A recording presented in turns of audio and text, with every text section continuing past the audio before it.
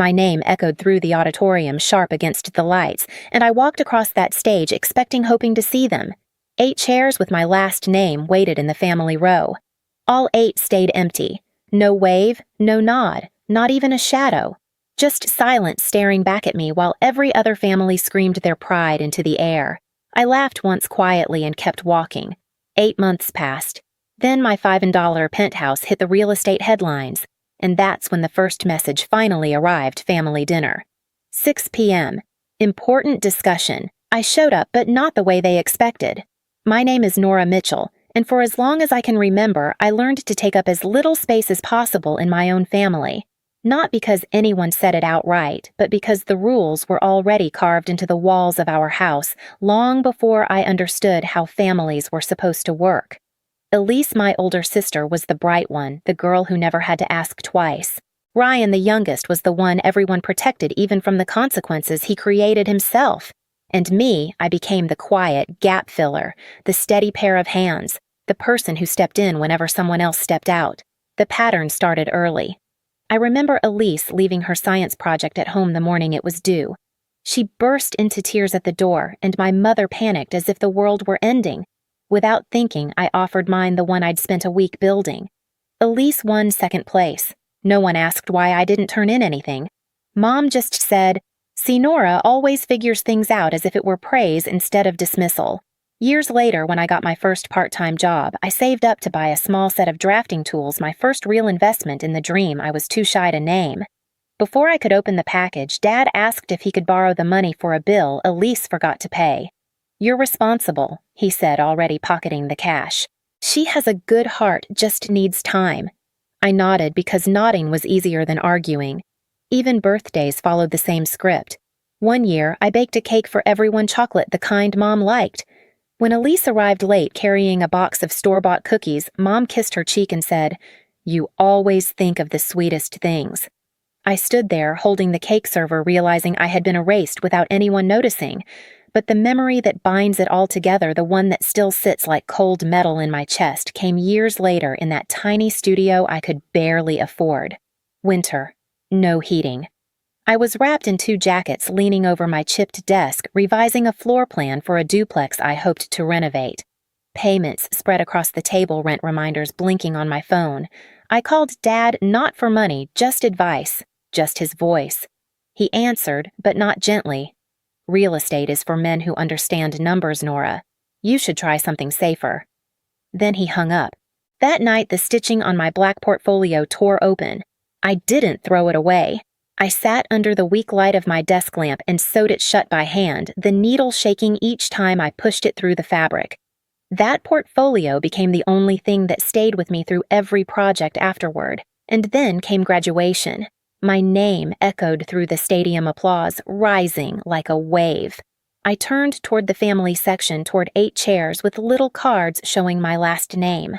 All 8 were empty. They hadn't forgotten. They had chosen not to come. And that was the day I understood exactly where I stood in my family. 8 months slipped by after that ceremony, quiet, clean months where no one said my name unless they needed to compare it to someone else's. I worked, I saved, I signed whatever deals I could reach, and I didn't tell my family a single thing. Silence felt safer than offering them something they could overlook again. One afternoon, I was sitting in my Honda outside a job site, letting the engine hum under my hand while I reviewed a revised valuation. A notification slid across my screen, an article forwarded from a colleague I barely remembered. I opened it without thinking. Local developer's $5 million penthouse makes real estate headlines. My name was printed right under the headline, bold against a photo of the building I'd rebuilt inch by inch. The article listed numbers, timelines, the renovation process, projected returns. My phone buzzed with more links, more congratulations, none from my family. I set the phone face down on the passenger seat, staring through the windshield as the late afternoon clouds pulled over the sky. For a long moment, I didn't feel proud or relieved. I just felt still, like the world had paused to see what I would do next. Then the phone vibrated again. This time, the name on the screen wasn't a colleague. It was my father. The message was short, direct, written exactly in his tone. No greeting, no softness. Family dinner at 6 p.m. Important discussion. No, How have you been? No congratulations, just a summons. Another message followed. Don't be late. I held the phone between my fingers, feeling the weight of 8 silent months pressing through the glass. This wasn't a reunion. It was a transaction dressed as family. I didn't breathe for a moment. Then, in the familiar rhythm I'd learned long ago, I inhaled once through my nose, let my shoulders settle, and typed the only answer he deserved. I'll be there.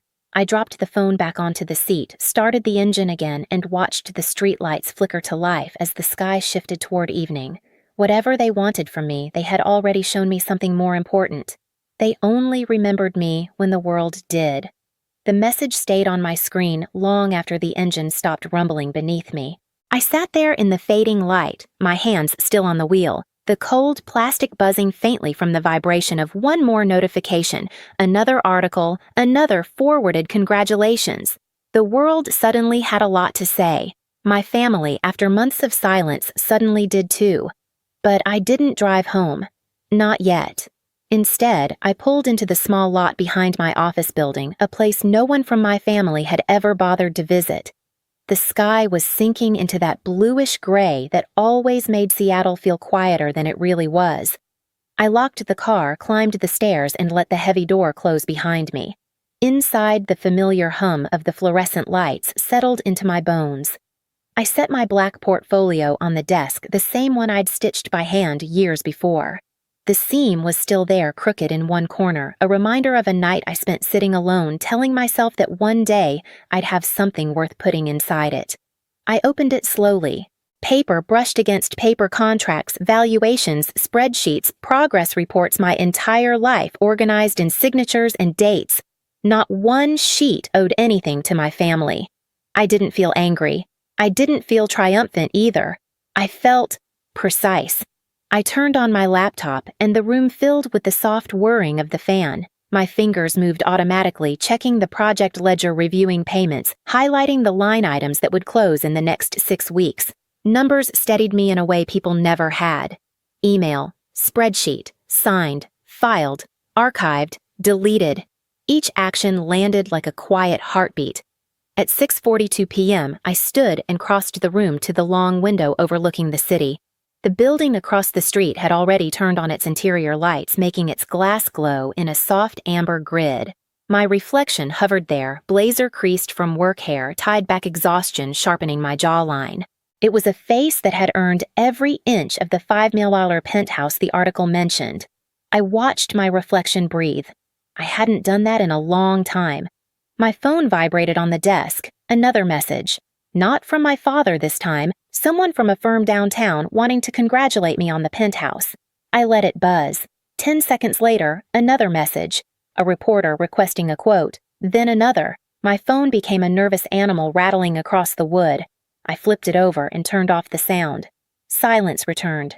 This was what mattered, not their noise. My plan was already in motion.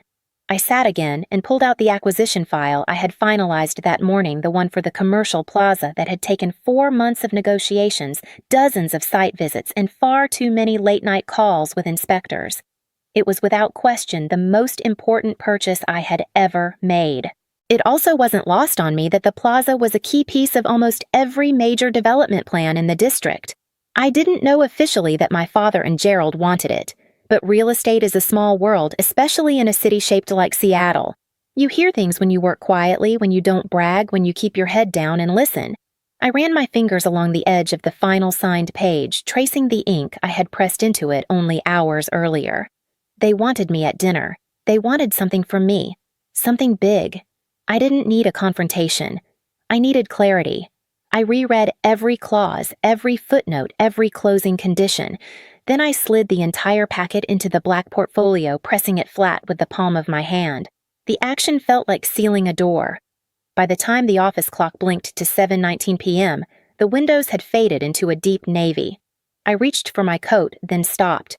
The coat felt unnecessary, too soft, too personal. I left it hanging and walked out with only the portfolio in my hand. The hallway lights clicked off behind me as I moved. Outside, my Honda waited its faded paint, catching what little streetlight it could. I unlocked it, placed the portfolio in the passenger seat, and slid behind the wheel. For a moment, I watched the city breathe traffic, easing lights, flickering wind, riffling through the last leaves of early autumn. Everything I had built came from this silence. As I pulled onto the freeway, the city spread out ahead of me like a map I had already memorized. I drove past the buildings I'd renovated, past the corners where I'd once stood waiting for buses, 'cause my family never offered to pick me up past the bridge where I'd walked home more times than I wanted to remember. Every landmark felt like a tally mark. Here's where they weren't, and here's where I learned to live without them. The portfolio lay still beside me. I brushed my fingers against the stitched seam. I didn't rehearse what I would say at dinner. Words had never worked with them.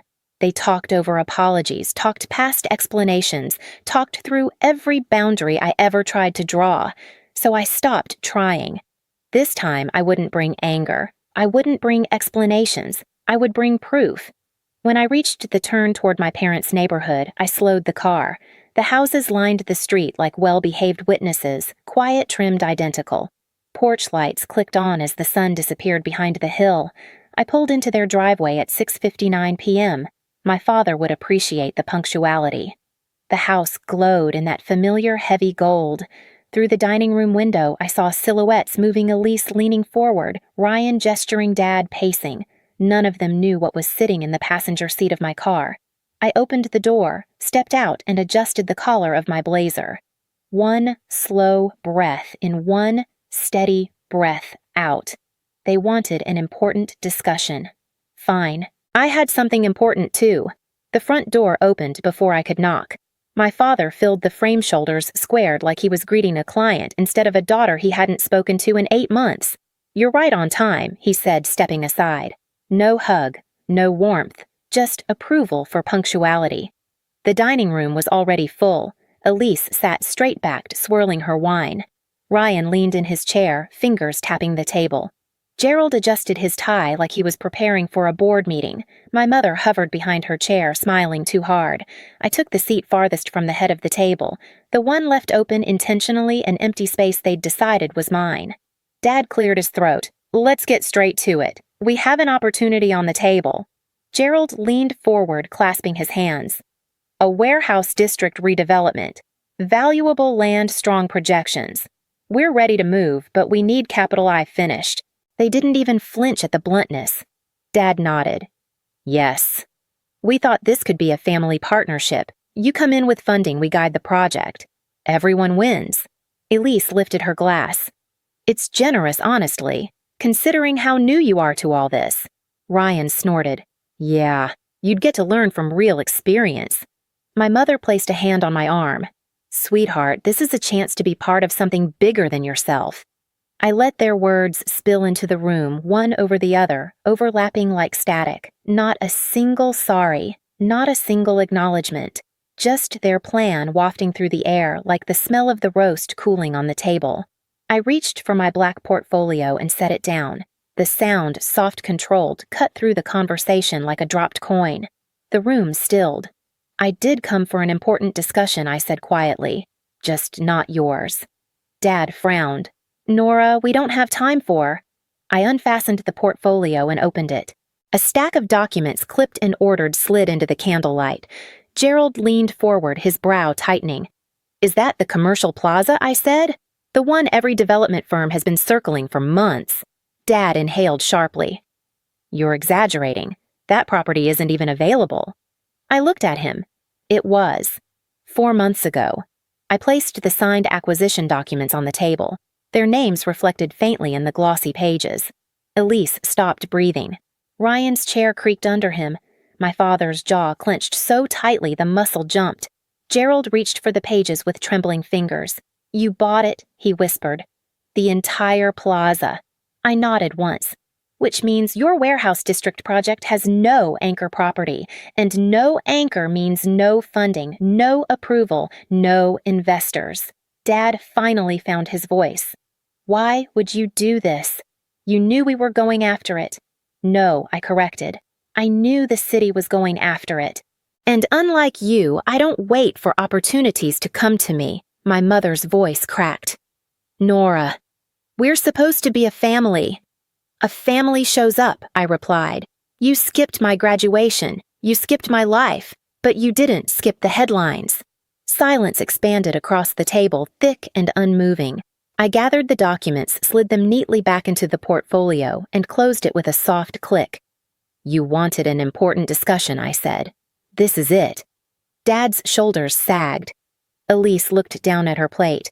Ryan mouthed something like a curse, barely audible. I stood adjusting my blazer collar the way I always did when I was done explaining myself. Dinner's yours, I said, but the future? That's mine.